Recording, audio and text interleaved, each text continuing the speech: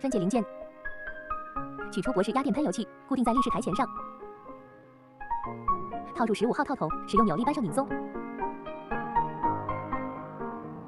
使用15扳手拧出。依次取下油嘴紧帽。油嘴部分。控制阀部分。液力阀杆。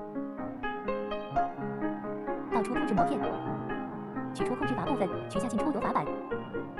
控制阀芯和控制弹簧。分解液力阀杆。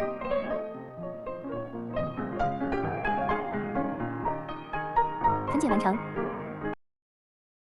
把喷油器壳体固定在立式台前上。放入控制膜片。组装液力阀杆。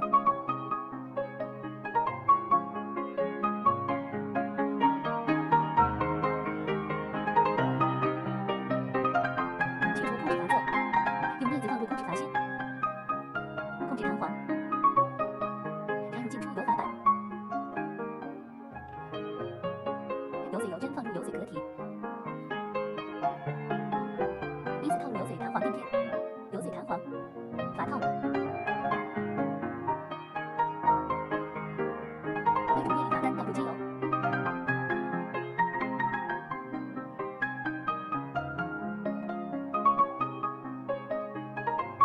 直至油孔滴出油滴，油滴不起泡，用手指按压。喷油器壳体口要加满，油面不起泡，手指一直按压。放入液力阀杆盖。使用压紧皮下压。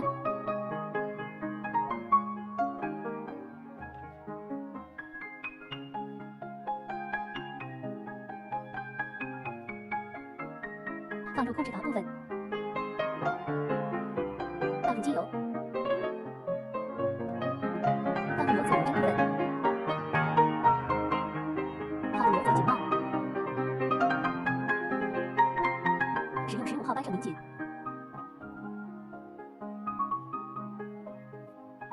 手指放开油口，使用15号套筒配合扭力手拧紧，拧紧力矩为70至80牛米，安装完成。